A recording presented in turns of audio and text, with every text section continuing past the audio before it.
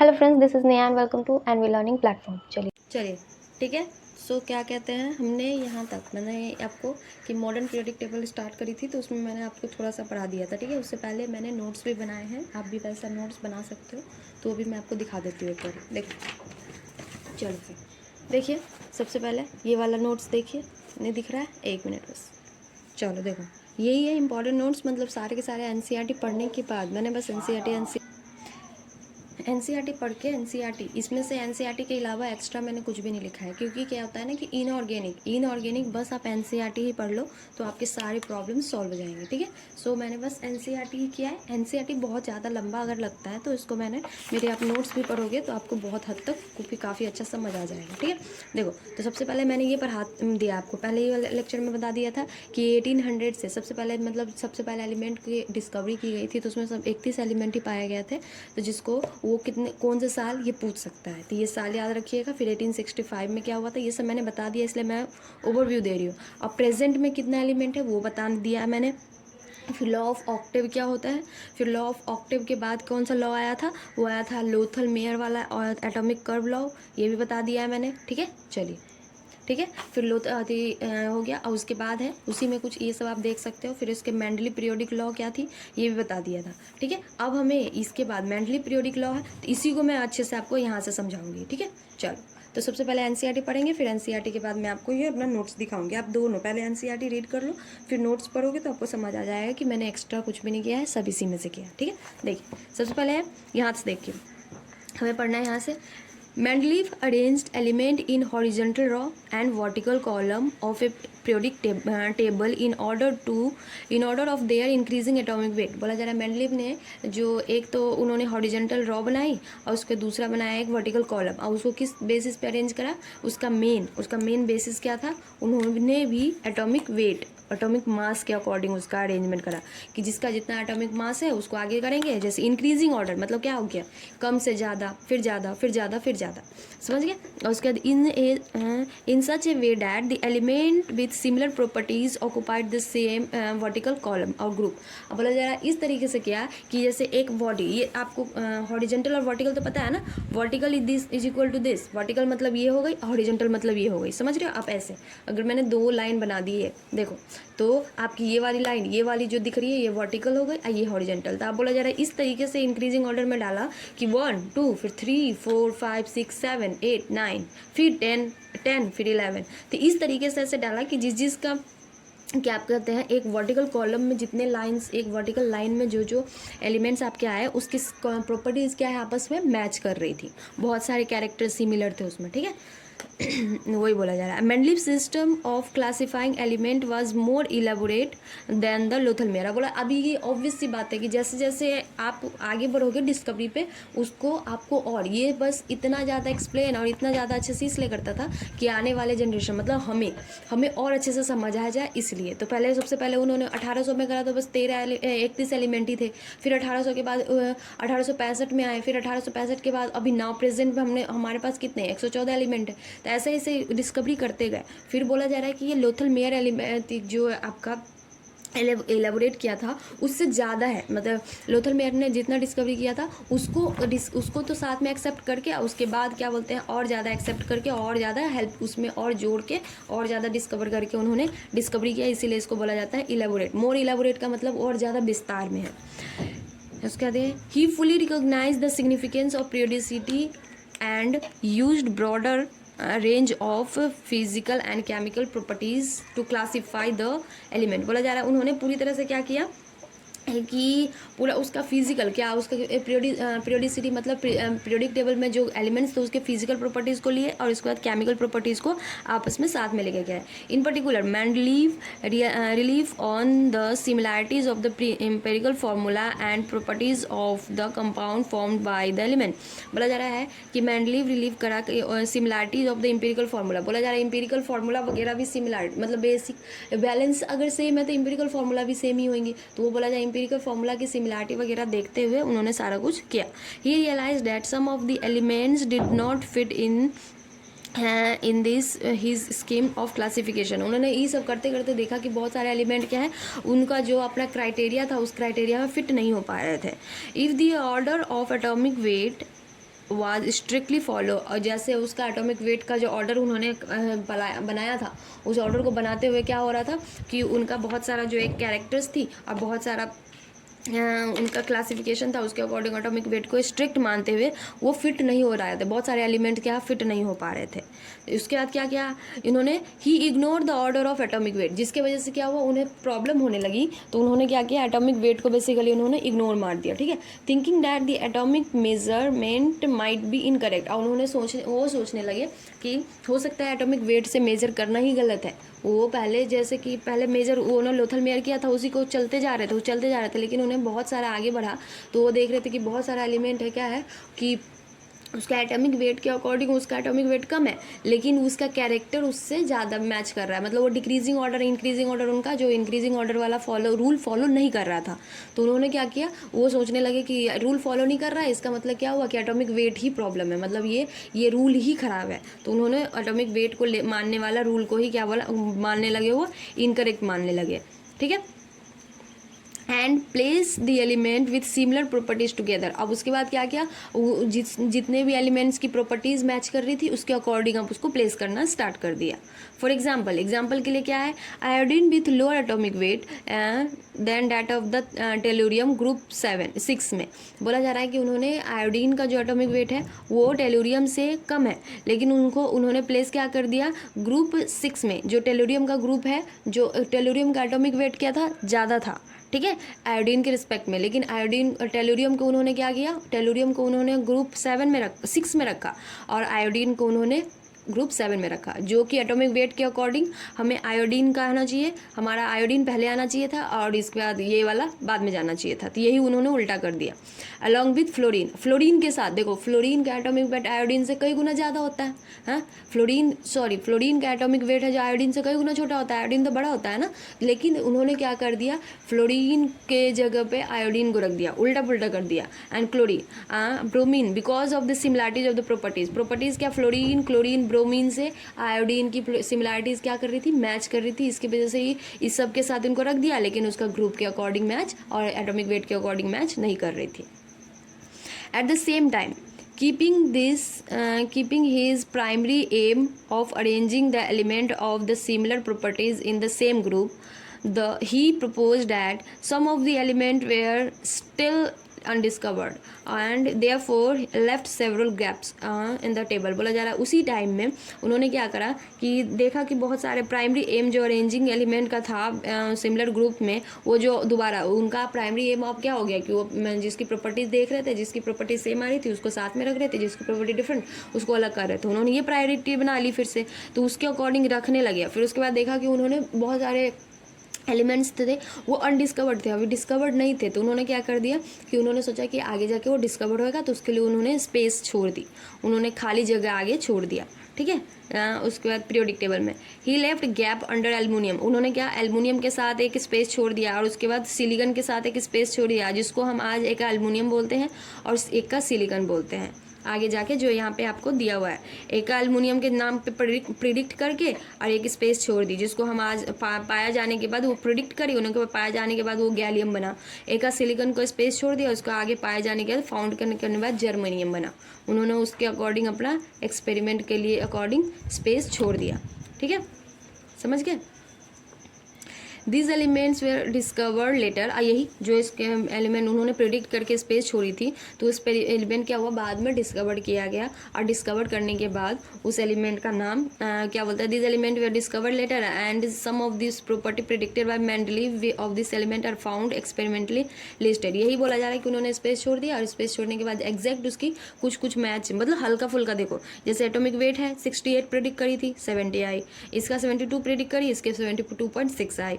Density है जो 5.9 predict करा था, इसका 5.94 आया, इसका 5.5 करा था, इसका 5.56 आया। ऐसे ही कुछ उसके बहुत सारे मैचिंग हो गए, ठीक है। Boldness of Mendeleev quantitative prediction and their eventual success made him and his predictable famous.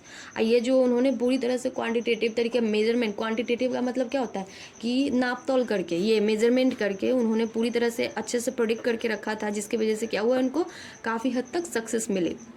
Famous हो गए वो। मैं उसके बाद है मेंडली पीरियोडिक टेबल पब्लिश, और जिसकी वजह से उनके नाम पे एक पीरियोडिक टेबल भी पब्लिश की गई, कब? 1905 में। ठीक है, जो आपको यहाँ पे 3.1 पेज पे दिख रहा है, ये वाली जो पीरियोडिक टेबल है, देखिए ये पीरियोडिक टेबल है, ये आपको दिख रही होगी। हाँ, ये पीरियोडिक टेबल है, ये periodic table Mendeley periodic table है जो 1905 में पब्लिश की गई। ठीक है, चलिए अब देखो, हो गया। चलिए अब एनसीईआरटी पढ़ लेते हैं। ये मेरा नोट्स भी देख लीजिए आप साथ में, आपको ज़्यादा अच्छे से समझ आ जाएगा। देखो यही है, मैंने सेम ही लिखा है। मेंडलीव का सबसे पहले स्टेट करता है property of element, periodic table को एटॉमिक वेट से माना, सबसे पहले तो उसी से किए गए थे। फिर उसके बाद it is element is are arrange in order of their atomic weight after regular interval of time, element with similar properties repeated. वही कि जैसे जैसे रिपीट करा था वापस से वैसा ही। The table is divided into 9 vertical column, जिसको उन्होंने 9 वर्टिकल कॉलम में डाला, 7 हॉरिजॉन्टल रो में डाला। उसको ग्रुप और पीरियड आगे जाके जो बनता है वही है। उस टाइम तो उतना पता नहीं था। अब देखिए क्या है, he place element having similar nature in the same vertical column, वही जो मैंने बताया। और उसके बाद क्या है, group with repeated atomic weight, respect atomic weight के अकॉर्डिंग। ये सारा के सारा आप उसके अकॉर्डिंग पढ़ोगे। एनसीईआरटी पढ़ो, एनसीईआरटी पढ़ने के बाद ये वाला पढ़िएगा तो आपको क्या है, बहुत हद तक समझ आ जाएगी। नोट्स बनी हुई है, शॉर्ट ट्रिक नहीं है, पूरा एनसीईआरटी से ही मैंने बहुत उठा के रखे हैं, कुछ एक्स्ट्रा इसमें मैंने ऐड नहीं करे, क्योंकि इनऑर्गेनिक में बाहर से ऐड करने की कोई ज़रूरत नहीं है। इनऑर्गेनिक में बाहर से ऐड करना ही है तो आप इनऑर्गेनिक में बाहर से बस क्वेश्चन बना लो। क्वेश्चन बना लोगे तो उससे सारे क्वेश्चन आपके हो जाएंगे। At some places the order of atomic weighted was change, वही जो बताया मैंने जस्टिफाई। तो उसके बाद क्या किया उन्होंने, फिजिकल और केमिकल प्रॉपर्टीज़ के बेसिस पे करा। सम प्लेसेस वेयर लेफ्ट, और उन्होंने कुछ बहुत सारे प्लेसेस छोड़ दिए थे, ये भी मैंने बताया। एलिमेंट को, न्यू एलिमेंट्स आने के लिए डिस्कवर किया गया उसके बाद। अब ये तो हो गई उनकी मेरिट्स, लेकिन उसके साथ साथ उसमें डिमेरिट्स क्या थी, जिसके वजह से, क्योंकि अगर इसमें कुछ डिमेरिट नहीं रहती तो अभी जो हम मॉडर्न पीरियोडिक टेबल पढ़ रहे हैं तो वो मॉडर्न पीरियोडिक टेबल ना पढ़ के इनकी पीरियोडिक टेबल पढ़ते। तो इसमें कुछ डिमेरिट होगी तभी तो इसको आगे विड्रॉ, मतलब इसको हटा दिया गया। देखो क्या डिमेरिट्स है। अवगुण, पोजीशन ऑफ हाइड्रोजन, इन्होंने क्या किया कि position of hydrogen was anomalous. Anomalous का कहने का मतलब है कि हाइड्रोजन का पोजीशन उन्होंने फिक्स नहीं किया। जैसे कि पीरियोडिक टेबल बनाए, तो पीरियोडिक टेबल बनाए तो सारे एलिमेंट्स का पोजीशन एकदम पूरा कंठस्थ फिक्स होना चाहिए ना, कि एटॉमिक वेट 1 होता है तो इसके अकॉर्डिंग इसका 1, लेकिन क्या था, हाइड्रोजन का एटॉमिक वेट इन्होंने ना फिक्स नहीं किया। It resemble group first element, alkali metal and group 7 element. वो क्या करता है, कभी कभी वो ग्रुप फर्स्ट एलिमेंट के कैरेक्टर शो करते थे, कभी कभी ग्रुप 7 एलिमेंट के कैरेक्टर वो शो करते थे, मतलब वो अल्टरनेट होता जा रहा था। इसका अपना एक मतलब ये उनका जगह फिक्स नहीं था। ये तो एक डिमेरिट हो गई। दूसरा क्या, the atomic mass of cobalt 58.9, cobalt was placed before निकल। अब वही जैसे मैंने आयोडीन वाला बताया, क्या है atomic weight of cobalt, cobalt का एटॉमिक वेट होता है 58.9, लेकिन उन्होंने क्या किया कि निकल, देखो कोबाल्ट, अभी हम जब पढ़ते हैं तो क्या पढ़ते हैं, सबसे पहले अगर देखें तो iron, cobalt, nickel, copper, zinc, तो कोबाल्ट के बाद निकेल आता है। लेकिन इन्होंने क्या किया कि अब जैसे इसका एटॉमिक वेट इतना आया, एटॉमिक वेट 58 आया, 58.9, तो इसको उन्होंने क्या किया, अब निकेल को पहले डाल दिया, कोबाल्ट को बाद में डाल दिया, तो ये भी इनकी प्रॉब्लम हो गई। दूसरा, isotopes were are not given separate place in the periodic table, बोला जा रहा है उनके पीरियोडिक टेबल में जो आइसोटोप्स होते हैं, although Mendeleev classification is based on the atomic masses. बोला जा रहा है कि देखो आइसोटोप्स क्या होते हैं, आइसोटोप्स जो आप पढ़ते हो अभी आपको तो पता ही होगा आइसोटोप्स, जैसे कि अभी 11th के बच्चे हो तो आपको आइसोटोप्स पता होगा। आइसोटोप्स होता है जिसका एटॉमिक मास क्या होता है, चेंजेस होती हैं, लेकिन एटॉमिक वेट क्या, ये एटॉमिक नंबर सेम होते हैं। मतलब एक एटॉमिक नंबर के बहुत सारे 2-3 आइसोटोप्स होते हैं, मतलब बस एटॉमिक मास में मतलब चेंजेस आती है। और इन्होंने मेंडलीव पीरियोडिक टेबल ने किसके, उनका मेन आधार ही था क्या, एटॉमिक मास। तो एटॉमिक मास उनका मेन आधार था, जिसके बेसिस पे क्या करना था कि एक मतलब जैसे कि अगर हमने मान लिया कि एक कार्बन है तो कार्बन का आइसोटॉप्स, या हाइड्रोजन है, हाइड्रोजन के आइसोटॉप्स, तो उसको अलग अलग जगह देने चाहिए थे, अलग अलग प्लेस देने चाहिए थे, लेकिन उन्हें अलग अलग स्पेस नहीं दिया, तो यही उनकी डिमेरिट हो गई सबसे बड़ी। समझ रहे हैं, चलिए आगे देखते हैं। आगे देखो क्या है, Mendeleev could not explain the cause of periodicity in the element. बोला जा रहा है कि उन्होंने बेसिकली क्या करा था कि उन्होंने टेबल तो बना दिया, लेकिन उनकी पीरियोडिसिटी जो थी एलिमेंट्स की वो क्यों थी, रीज़न मेन वो एक्सप्लेन नहीं कर पाए। अब उसके बाद क्या, लेंथेनॉइड और actinoid they are not include in his table. जो लेंथेनॉइड एक पूरा का पूरा था और एक्टिनॉइड पूरा था एलिमेंट्स, उसको उन्होंने अपने पीरियोडिक टेबल में काउंट ही नहीं किया। उन्होंने अपने पीरियोडिक टेबल में इसको क्या की थी, वैल्यू ही नहीं दी। ये सब क्या थे, डिमेरिट्स थे मेंडलीव के, जिसके वजह से क्या हुआ, आगे जाके एक मॉडर्न पीरियोडिक टेबल लानी पड़ी। ठीक है, चलिए अब देखते हैं मॉडर्न पीरियोडिक टेबल। अब देखो क्या है modern periodic table. Modern periodic law है, it is present form of periodic table. जो बोला जा रहा है मॉडर्न पीरियोडिक टेबल वो है, मॉडर्न पीरियोडिक लॉ वो है जो अभी प्रेजेंट में हम जो पीरियोडिक टेबल देखते हैं और पढ़ते हैं वो है। कब आई, 1913 में। किसने, हेनरी मॉजले है नाम के जो साइंटिस्ट थे, ये उन्होंने किया। ऑब्जर्व किया regularities in the characteristics of X-ray spectra of the elements. He observe that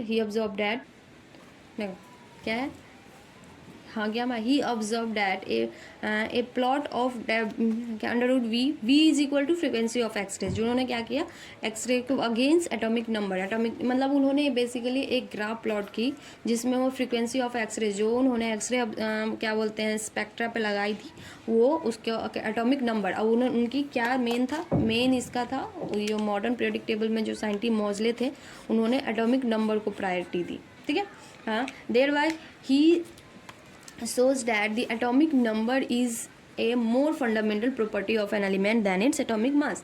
और उन्होंने इसके अकॉर्डिंग देखा कि एटॉमिक नंबर है जो ज़्यादा बेस्ट बढ़िया है, और वो फंडामेंटल मतलब वो सब पे एप्लीकेबल हो जाने वाला एटॉमिक नंबर ज़्यादा अच्छा है अकॉर्डिंग टू मतलब रिस्पेक्ट किसके, एटॉमिक मास के रिस्पेक्ट में। Mendeleev periodic law was therefore accordingly modify. उसके बाद उन्होंने क्या किया, जितना मेंडलीव ने जितना तक बनाया था उसी में क्या किया, उन्होंने मॉडिफाई करना स्टार्ट कर दिया। कुछ बहुत सारे मॉडिफिकेशन लाए और उसके बाद उन्होंने एक लॉ बनाया मॉडर्न पीरियोडिक लॉ। समझ गए, चलिए। Modern periodic law can be stated as, modern periodic law को आप कह सकते हो कि the physical and chemical properties of elements are the periodic function of their atomic mass number, not mass. ये ध्यान दीजिए, मैंने भी मास बोल दिया। देखो बोला जा रहा है फिजिकल एंड केमिकल प्रॉपर्टीज़ है ऑफ एलिमेंट का। अब यहाँ पे बेसिकली मॉडर्न पीरियोडिक लॉ से अब आप एटॉमिक नंबर पे प्रायोरिटी दोगे, तो बोला जा रहा है कि अब इसका क्या है, जितने भी फिजिकल केमिकल प्रॉपर्टीज़ होंगे एलिमेंट्स के वो सारे के सारे क्या होगा, उसके एटॉमिक नंबर के बेसिस पे होंगे कि कितना, जिसका एटॉमिक नंबर जैसे जैसे बढ़ाओगे उसके अकॉर्डिंग। ठीक है, आइए लॉन्ग टर्म पीरियोडिक टेबल है, पूरा का पूरा एकदम पूरा का पूरा बड़ा सा पीरियोडिक टेबल है, इसको हम पूरा एक्सप्लेन करेंगे कैसे है क्या है। देखो अब उसमें उन्होंने आपको पहले ही उसने ही कॉलम और क्या कहते ग्रुप्स बनाए हुए थे, आपके हॉरिजॉन्टल और वर्टिकल कॉलम बनाए हुए थे मॉडर्न मोजले क्या कहते हैं मेंडलीव ने ही। अब मेंडलीव को ही क्या किया, इसने मॉडिफाई किया है, तो इसको तो इतना ज़्यादा डिफ़िकल्टी नहीं हुई होगी। उन्होंने बनाए पीरियड, जो आपका क्या हॉरिजेंटल कॉलम रॉज बनाए थे मेंडलीव ने, उसको नाम दे दिया इन्होंने पीरियड। और जो क्या बोलते हैं आपको उन्होंने वर्टिकल कॉलम बनाया था उसको उन्होंने क्या किया, वर्टिकल कॉलम को ग्रुप नाम दे दिया। 7 पीरियड और 18 वर्टिकल कॉलम बनाई। ठीक है, इस कॉलम को जो रॉज बनाए थे वर्टिकल रॉज, हॉरिजॉन्टल रॉज उसको पीरियड नाम दिया और कॉलम को नाम दिया ग्रुप। अब देखो नोट क्या है, पीरियोडिक नंबर। अब इसके बाद periodic number correspond to the highest principal quantum number. अब जो पीरियोडिक नंबर जैसे जैसे जाओगे कि पीरियड नंबर, पीरियोडिक नंबर नहीं पीरियड नंबर, जहाँ पे ये आपका जैसे पीरियड नंबर 1 2 3, तो ये जो होता है वो एन के एक और मतलब high principal quantum number n होता है, उसके अकॉर्डिंग इसकी पीरियोडिक पीरियड नंबर हो जाएगी। ठीक है, इन this form of periodic table 14 element of both 6th and 7th period. अब इसमें इन्होंने क्या किया, लेंथेनॉइड और एक्टिनॉइड को भी ऐड किया, जिसको क्या करा था उसने मेंडलीव ने ऐड नहीं किया था। तो इन्होंने क्या किया, in this form of periodic table 14 element of both 6th and 7th period lanthanoid और एक्टिनॉइड आर क्या कहते हैं respectively are placed a separate plane at the bottom. बोला जा रहा है कि नीचे में आप जब देखते हैं पीरियोडिक टेबल तो उसके नीचे दो आपको लेंथेनॉइड और एक्टिनॉइड होती है, उनको भी उन्होंने पूरी तरह से जगह दी। समझ गए, चलिए चलो ये मैंने मेरे नोट्स पढ़ लिया, आप एनसीईआरटी देख लेते हैं। ठीक है, देखो modern periodic law and the present form of periodic table. जो मॉडर्न पीरियोडिक लॉ है उस वही प्रेजेंट फॉर्म हमारा पीरियोडिक टेबल का है। तो देखो क्या लिखा, we must be bear in mind that when Mendeleev developed his periodic table, chemists knew nothing about the internal structure of atom. बोला जा रहा है कि आपको ये दिमाग में रखना चाहिए कि जैसे ही मेंडलीव एक डेवलप करा था पीरियोडिक टेबल को, तो उसमें केमिस्ट इंटरनल स्ट्रक्चर के बारे में कुछ नहीं जानता था. However the beginning of the 20th centuries witnesses profound, ठीक है. अब उसके बाद क्या है, the beginning of the 20th centuries witness profound development in theories about सब एटॉमिक पार्टिकल्स. ठीक है. इन 1913 में क्या है, वही जो मैंने बताया कि 1913 में क्या किया, इंग्लिश फिजिसिस्ट थे. देखो फिजिसिस्ट है, समझ रहे हो, फिजिसिस्ट है और वो केमिस्ट्री. देख अब उन्होंने क्या रहा, Henry Moseley observe regularities in the characteristic of X rays spectra of the element. देखो मैंने इसी में से नोट्स बनाए, बाहर से कुछ भी नहीं लिया. प्लॉट करी उन्होंने, मतलब फ्रीक्वेंसी ऑफ एक्सरे, जो एक्सरे उन्होंने डाले उस एक्सरे की फ्रीक्वेंसी को किसके, एटॉमिक मास के बेसिस पे. एटॉमिक मास दोनों के बीच में ग्राफ प्लॉट किया, स्ट्रेट लाइन, और उसके अकॉर्डिंग मेजर किया. He thereby shows that the atomic number is more fundamental properties of an element than its atomic mass. उन्होंने इसी के अकॉर्डिंग देखा कि ये ज़्यादा बेहतर था, कि इससे जो रिजल्ट आ रहे थे वो क्या कर रहे थे, ज़्यादा बेहतर तरीके से और ज़्यादा इजी वे में आ रहे थे, उतना कैलकुलेटिव नहीं आ रहे थे. तो उन्होंने क्या करा, एटॉमिक नंबर को एटॉमिक मास के ऊपर ज़्यादा प्रायोरिटी देते हुए क्या किया, अब आगे जाके एटॉमिक नंबर को ही यूज़ करने के काम में लेके आए. ठीक है. ठीक है. अब देखो क्या है, Mendeleev periodic law was therefore accordingly modified. उसके बाद उन्होंने क्या किया, जितना मेंडलीव ने जितना पीरियोडिक लॉ बना दिया था उसी में उन्होंने मॉडिफाई करना स्टार्ट कर दिया. ठीक है. वाज देयरफॉर हो गया, दिस इज. उसके बाद उन्होंने उसका नाम दे दिया क्या, modern periodic law, and can be stated. उस मॉडर्न पीरियोडिक लॉ को क्या कहते हैं, the physical and chemical properties of the element are periodically function of their atomic number. वही कि फिजिकल प्रॉपर्टी, अब जो पहले क्या था, फिजिकल प्रॉपर्टीज और केमिकल प्रॉपर्टीज किस बेसिस पे उसका डिसाइड कर रहे थे, जो एटॉमिक मास के बेसिस पे. अब क्या है, उन्होंने फिजिकल और केमिकल प्रॉपर्टीज एलिमेंट्स की थी, उसको किस बेसिस पे मॉडिफाई मतलब डिसाइड करने लगे, एटॉमिक नंबर के बेसिस पे. समझ गए. अब देखो क्या पीरियोडिक लॉ क्या है. Periodic law reveals the importance of analogous among the 94 naturally occurring elements. बोला जा रहा है कि पीरियोडिक लॉ है जो रिवील करा इंपॉर्टेंस एनालॉगस, जो जितने भी 94 एलिमेंट्स थे इसमें से, जिसमें Neptune, प्लूटियम like actinium and proto actinium और ऑल्सो फाउंड. अब देखो इसमें एक्टीनियम भी पाया जा रहा है. एक्टीनियम मतलब अब इन्होंने एक्टिनॉइड और लेंथेनॉइड सबको डिस्कवर करते करते उन्होंने क्या किया, सब एक साथ लेते आए. तो अब सबको लेके चल रहे. एक कोई घर है, इस घर में पहले एक आदमी आए, तो उन्होंने क्या किया, एक मोहल्ला में उन्होंने क्या करा, पहले डिस्क्राइब किया कि एक अमीर आदमी है, एक गरीब आदमी है. ठीक है. 2 क्राइटेरिया में बांट दिए कि एक अमीर एक गरीब. फिर उसके बाद उसी को बहुत दिन चलते गए. अब उसके बाद दूसरा आया, उन्होंने बोला नहीं यार, 3 तरीके के लोग हैं, एक अमीर है, एक गरीब है, एक बीच में है जो ना अमीर है ना गरीब है. मतलब वो अपना पेट तो पाल सकते हैं बट उतने अमीर नहीं है कि अपने आप को संपन्न कह सकते हैं. ठीक है. और फिर उसके बाद बोला चलो, तो ये वो पहले वाले के अकॉर्डिंग ये वाला सबको अच्छा लगा. फिर उसके बाद वो अब आगे आ गए. फिर उन्होंने आगे जा एक और बंदा आया, उन्होंने बोला नहीं यार, ये तो अमीर है बट अमीर में भी क्या है कि बहुत तरीके का होता है. एक ये है कि वो बिजनेस कर रहा है, एक ये है जो खानदानी अमीर है, एक ये है जो पहले गरीब था अमीर है. तो वो ऐसे डिस्क्राइब करते लोग, सब धीरे डिस्क्राइब करते गए. तो वैसा ही ये है. तो पहले उन्होंने 1900 जब किया तो फिजिकल प्रॉपर्टी केमिकल प्रॉपर्टी के बेसिस पे थोड़ा बहुत डिस्क्राइब किया. फिर उसके बाद करते मॉडर्न आ गए. तो मॉडर्न वो सब किया किसको, वो तो स्टार्टिंग से अमीर गरीब को तो लेके चल रहा है ना, जो बेस अमीर गरीब था उसको तो लेके चल रहा है. ऐसा नहीं ना कि उन्होंने उसको छोड़ दिया फिर नया से इन्वेंट किया, नहीं, उसी में मॉडिफाई करते गए. तो उन्होंने भी इसी में मॉडिफाई किया. अब इसमें इन्होंने क्या किया, इन्होंने लेंथेनॉइड और एक्टिनॉइड को जो मेंडलीव ने क्या किया था, नेगलेक्ट मार दिया था, उसको भी वो लेके चले साथ में. You may recall that the atomic number is equal to the nuclear charge. बोला जा रहा है कि आपको याद होगा कि एटॉमिक नंबर हमारा क्या होता है, न्यूक्लियर चार्ज के बराबर ही होता है. न्यूक्लियर चार्ज क्या होता है, number of proton. Nuclear charge में बेसिकली आपका नंबर ऑफ प्रोटॉन्स होते हैं और number of electrons in the neutral atom. जो न्यूट्रल एटम होती है तो उसमें नंबर ऑफ प्रोटॉन्स कितने होते हैं और नंबर ऑफ न्यूट्रॉन्स कितने होते हैं उसको बोलते हैं. हो गया. और उसके बाद क्या है, इट इज़ ऑफन, ये हम न्यूक्लियर चार्ज क्या होता है ये हम आगे देखेंगे, इसलिए इतना परेशान मत होइएगा. जैसे जैसे आप आगे डिस्क्राइब करोगे आपको समझ आ जाएगा. It is then easily to visualize the significance of quantum number and electronic configuration. अब इसी बेसिस पे आप क्या है क्वांटम नंबर क्या होता है, न्यूक्लियर चार्ज आपको पता हो गया, nuclear charge is equal to, मैंने बोला atomic number Z is equal to, यहाँ पे क्या बोला जा रहा है, न्यूक्लियर चार्ज के अकॉर्डिंग। न्यूक्लियर चार्ज का मतलब क्या, न्यूक्लियस के अंदर जो चार्ज है, मतलब एक एटम है, एक एटम के बाद एक एटम के अंदर एक न्यूक्लियस होती है ना, तो उस न्यूक्लियस पे जितना चार्ज होता है वही हमारा एटॉमिक नंबर के इक्वल होता है। वो न्यूक्लियर चार्ज है, वही न्यूक्लियर चार्ज हमारा क्या होता है, नंबर ऑफ प्रोटॉन, कितने प्रोटॉन है उसमें प्रेजेंट, या फिर number of electrons in a neutral atom, और या फिर उस न्यूट्रल एटम में कितने नंबर ऑफ इलेक्ट्रॉन्स है उसको दर्शाता है। ठीक है, और उसी के बेसिस पे आप क्या है पीरियोडिसिटी उसके मतलब कि उसका कौन सा इलेक्ट्रॉनिक कॉन्फ़िगरेशन क्या है वो पता कर सकते हो। या फिर दूसरा सबसे इम्पॉर्टेंट जो आपका है कि इसकी पोलैरिटी दिखाने के लिए कि N है, 1s है, 2s है, ये सब हम देखने के लिए सारे का सारा इलेक्ट्रॉनिक कॉन्फ़िगरेशन या क्वांटम नंबर की कौन सा क्वांटम नंबर है ये भी पता कर सकते हो आप। NP जो आप देखोगे आप, SPDF, ठीक है, हो गया।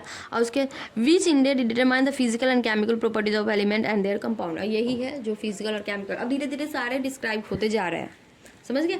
अब देखो क्या, numerous form of periodic table have been क्या devise from time to time. अब बोला जा रहा है कि बहुत सारे पीरियोडिक टेबल, अब उन्होंने ऐसा नहीं है कि ये करके छोड़ दिया, उसमें भी बहुत डिस्क्राइब करते जा रहे हैं। अभी भी पीरियोडिक टेबल में बहुत सारी सर्च चल रही है, बहुत साइंटिस्ट पीरियोडिक टेबल पे काम कर रहे हैं कि जैसे कि अभी और ज़्यादा कुछ अलग अच्छा मिलेगा उसको ऐड कर देंगे, उनका नाम तो आ जाएगा, उसके बाद हमें और जानने को मिलेगा। जो ये एक होता है ना, पढ़ाई का कोई अंत नहीं होता है, ये बेसिक सबसे इंपॉर्टेंट होता है साइंटिस्ट के लिए। साइंटिस्ट बूढ़े बूढ़े मरते दम तक पढ़ते रहते हैं, उनका कोई अंत ही नहीं है, पढ़ते रहो पढ़ते रहो पढ़ते रहो, सर्च करते रहो, ठीक है। उसके बाद क्या है, हो गया। और उसके some form emphasize chemical reaction and valence whereas other stress the electronic configuration of element. The modern version is called long term form. इसको बहुत ज़्यादा, इसी में बहुत सारा मतलब चेंज वगैरह बहुत सारा इन्वेंट वगैरह करते करते बहुत लंबा फॉर्म बन गया और उसको पीरियोडिक टेबल बोलते हैं हम, ठीक है। Is the most convenient and widely use. अभी जो लॉन्ग फॉर्म पीरियोडिक टेबल हम जो अभी यूज़ करते हैं, जो आप एक पीरियोडिक चार्ट अपने रूम में लेके आके लगा के रखते होंगे, साइंस वाले बच्चे सबसे पहले तो खरीद के ही करते हैं, तो वही एक लॉन्ग फॉर्म पीरियोडिक टेबल हमारा है, मॉडर्न पीरियोडिक टेबल है जिसको अभी सभी यूज़ करते हैं। हॉरिजॉन्टल रो है जिसको हम क्या कहते हैं, सीरीज़, जिसको मेंडलीव ने पहले सीरीज़ बोला था, जिसको हॉरिजॉन्टल रो हम अभी पीरियड बोलते हैं। And the group vertical column, जिसको मेंडलीव ने बोला था उसको हम ग्रुप बोलते हैं। Element having similar outer electronic configuration in their atom और are arrange in vertical column, ठीक है, refer to as a group और फैमिलीज, ठीक है, according to the recommendation of internal, ठीक है। और उसके बाद उन्होंने क्या किया, in vertical column are refer to as a group और फैमिली। जो हम ये उन्होंने मेंडलीव का ही जो जितना था उसको डिस्क्राइब किया। वर्टिकल कॉलम, वर्टिकल रॉ जिसको मेंडलीव ने बोला उसको इन्होंने क्या कर दिया, वर्टिकल रॉ को कन्वर्ट कर दिया, वर्टिकल रॉज जो लाइन थी उसको पीरियड बोल दिया। और उसके बाद उन्होंने horizontal raw, not vertical, horizontal raw जो मेंडलीव ने बोला उसको उन्होंने पीरियड बोल दिया। और वर्टिकल रॉ जो थी, वर्टिकल कॉलम, उसको उन्होंने क्या कर दिया, इन्होंने इसमें बोल दिया हमारा क्या बोलते हैं आपको, groups basically. According to the recommendation of international union, वही IUPAC के अकॉर्डिंग, IUPAC का फुल फॉर्म भी याद कर लीजिए, international union of pure and applied chemistry. The group are numbered from 1 to 2, replacing in older notation A1A 11 7A। देखो उसने क्या किया था, सबको ABCD करके ऐसे बना दिए थे, तो उसको इन्होंने क्या कर दिया कि पूरा का पूरा ग्रुप को पूरा का 1 से लेके 18 तक बना दिया, रिप्लेस कर दिया। There are altogether 7 period. अब उसके बाद क्या हो गई, पीरियड हमारी 7 हो गई। And the periodic table correspond to their highest principal quantum number n, जिसका n के अकॉर्डिंग उसका हाईएस्ट क्वांटम नंबर जैसे मैंने बताया। The first period correspond to elements, उसके सब्सिक्वेंट पीरियड कंसिस्ट ऑफ 8 8 18 18 72। मतलब देखो 7 7 2, first period 2, second period is equal to 8, third period is equal to 8, fourth is equal to 18, fifth is equal to 18 और sixth is equal to 32। समझ गए, 2 8 8 18 18 32, समझ गए। अब इसके बाद क्या, रिस्पेक्टिवली। वैसे ही the 7th period is incomplete. अब उसमें हमारा अभी जब हमने काउंट किया तो हमारे कितने पीरियड हुए, हमारे अभी तक काउंट किया था 60 हुए ना, 2 8 8 18 18 एंड 32। लाइक 7th पीरियड अभी भी बचा हुआ है, अभी आपने काउंट किया तो वो 7th पीरियड क्या है हमारा, अभी भी इनकम्प्लीट, समझे। The 7th period is incomplete like the 6th period. Would have theoretical maximum, और उसके बाद क्या है, theoretical maximum number of basic quantum 32, जिसके बाद 6th पीरियड में अभी तक मैक्सिमम 32 ही पाया गया है, लेकिन वो भी पूरी तरह से कंप्लीट नहीं है। In this form of periodic table, 12 elements of both the 6th and 7th period, lengthenoid and actinoid। अब इस दोनों में 6th और 7th पीरियड में क्या है, अभी भी पूरा भरा नहीं है, लेकिन उसमें क्या है कि 14 एलिमेंट है, जो एक लेंथेनॉइड एक सीरीज आती है, एक एक्टिनॉइड सीरीज आती है, ठीक है, are placed on separate panel at the bottom, उसके नीचे वाले में, ठीक है। देखो दिखा देती हूँ मैं पीरियोडिक टेबल, वैसे सभी पीरियोडिक टेबल से तो रूबरू हुए ही होंगे आप लोग। देखिए यही हमारा पीरियोडिक टेबल है, पूरा का पूरा दिख रहा है आपको। चलिए यही हमारा ओवरऑल पीरियोडिक टेबल है, दिख रहा है आपको यहाँ से, group 1 2 3 4 5 6 7th 8th 9th 10th 11th 12th 13। अब इसके नीचे यहाँ पे देखिए 14 15 16 17 18 9 इस 13 14 15 16 17 18, ठीक है। अब नीचे वाला देखिए, ये लेंथेनॉइड है, ये एक्टिनॉइड है, समझ गए। अब ये ट्रांजिशन क्या होता है, ये सब हमें आगे पढ़ना है, समझ गए। चलिए आगे बढ़े, चलो ठीक है। सो अब हमें क्या पढ़ना है, nomenclature of element with atomic number z। मतलब बोला जा रहा है कि अभी तक तो z से पहले, मतलब एटॉमिक नंबर 100 से पहले, 100 से पहले की जो एटॉमिक नंबर है तो वो तो आप आराम से निकाल लोगे, लेकिन उसके बाद का जो एटॉमिक नंबर है तो उसका एटॉमिक नंबर निकालने के लिए क्या होता है, अभी तक आप वो नील अनिल करके पढ़े होगे, लेकिन उसका भी नाम अभी नए वाले में दे दिया है, जो कुछ 1-2 साल पहले पूछ भी लिया था, तो अभी पूछते हैं तो आपको वो याद करने पड़ेंगे कि 101 को क्या बोलते हैं, 102 को क्या बोलते हैं, 103 को क्या बोलते हैं, तो वो सारे के सारे आपको लर्न करने हैं, ठीक है। ये इंपॉर्टेंट है, VVI है, तो ये वाला हम क्या करेंगे अब नेक्स्ट लेक्चर में पढ़ेंगे, ठीक है। लाइन बाई लाइन एनसीईआरटी पढ़ा रही हूँ, इसलिए ज़्यादा कवर हमारा क्या हो रहा है, नहीं हो पा रहा है, लेकिन हमें पढ़ना तो सारा है ना, 1 पेज 2 पेज, मतलब एक पेज ही करके पढ़ाऊंगी, लेकिन अच्छे से पढ़ाऊंगी। अब मेरे नोट्स भी साथ में आपको दूंगी कि आपको एनसीईआरटी पढ़ने के बाद कि एनसीईआरटी तो पूरा एकदम पूरा का पूरा बड़ा है, गागर पूरा एक छोटे से गागर में पूरा सागर भरा हुआ है, तो उस सागर में से आपको क्या क्या चुनना है, सो ये चुना हुआ है, सो ये नोट्स चुना हुआ है, ये बस एनसीईआरटी का ही गागर का सागर, ये पूरा का सागर में से ये गागर में आपको छोटे छोटे से भरे हुए हैं, यही बस आपको पढ़ना है, इससे एक्स्ट्रा आपको नहीं पढ़नी, यही इंपॉर्टेंट है, और इसी से क्वेश्चन आपके सारे हो जाएंगे, ठीक है।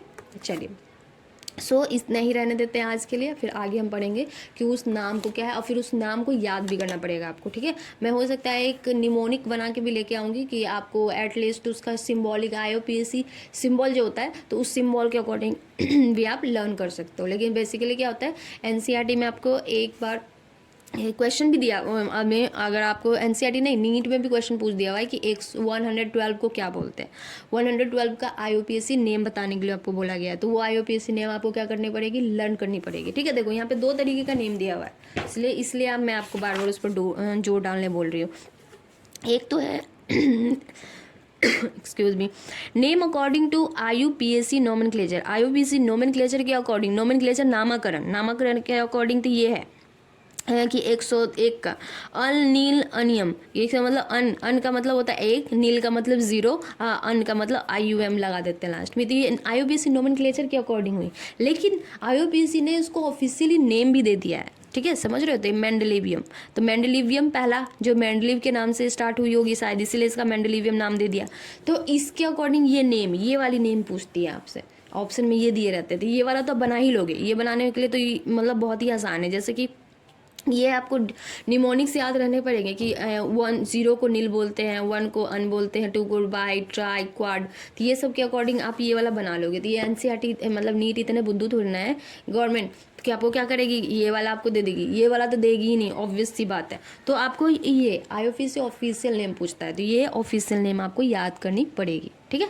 चलिए इसीलिए ये पढ़ना जरूरी है, हर चीज़ एनसीईआरटी का आपको एक एक लाइन मैं बता दूंगी, आप मेरे साथ जुड़े रहिए, और आपको एनसीईआरटी आपको ऐसा लगेगा ना कि केमिस्ट्री बहुत ही, आप साथ में पढ़ो मेरे साथ, बहुत ही ऐसा लगेगा कि कुछ है ही नहीं, साथ जितना मैं पढ़ाती हूँ, 1 पेज पढ़ाती हूँ, इस 1 पेज को आप रिवीजन करो, 1 पेज मैं पढ़ाऊँगी, फिर दूसरा पेज मैं कल पढ़ाऊँगी, और फिर मैं क्वेश्चन भी कराऊँगी, तो आपको बहुत ही मज़ा आएगा, ठीक है। एनसीईआरटी और इसके बाद एनसीईआरटी लोग ना बोरियत जैसे पढ़ते हैं, लेकिन आपको एनसीईआरटी में ही मज़ा आने लगेगा। मैं जैसे पढ़ाऊंगी आपको एनसीईआरटी के सिवा कुछ बुक छूना ही नहीं चाहोगे। और इनऑर्गेनिक में क्या है, एनसीईआरटी ही पूरा पढ़ लिया ना आपने अच्छे से, एक एक वर्ड को समझ के, रीडिंग नहीं देना, एक एक वर्ड को समझ के दिमाग में घुसा के एकदम फिट कर दिया ना, तो आपको पूरा में पक्के हैं, पूरा के पूरा आपको एक या मतलब 180 में जितने भी इनऑर्गेनिक के क्वेश्चन आते हैं ना, वो सारा का सारा क्या है, पूरा का पूरा आपको इनऑर्गेनिक में फिक्स है, आपके उतने मार्क्स आने ही आने हैं। इनऑर्गेनिक में उतने मार्क्स आने ही आने हैं। ऑर्गेनिक में क्या है, ऑर्गेनिक भी सेम है एनसीईआरटी के अकॉर्डिंग, उसका रिएजेंट वगैरह याद करना, वो भी मैं प्रैक्टिस करा दूंगी बहुत सारे। और उसके बाद क्या है, फिजिकल भी पूरा आपका थियोरेटिकल क्वेश्चन है। फिजिकल में जो जितने होते हैं न्यूमेरिकल क्वेश्चन है, तो वो आपको पूरा आ जाएगा। तो आपका केमिस्ट्री का टेंशन मत लो, अब बायोलॉजी का टेंशन मत लो। मैं फिजिक्स भी बहुत सारे क्वेश्चन कराऊंगी, लेकिन केमिस्ट्री फिजिक्स, केमिस्ट्री और बायोलॉजी तो मैं पक्के से पूरा करा दूंगी, आप टेंशन बिल्कुल मत लो। चलिए ठीक है, so that's it for today. आज के लिए इतना ही रहने देते हैं, फिर आगे नेक्स्ट लेक्चर में पढ़ेंगे। ओके, चैनल को शेयर, सब्सक्राइब, लाइक कर दीजिए और थैंक यू सो मच। जुड़े रहिए मेरे साथ ऐसे ही। चलो बाय।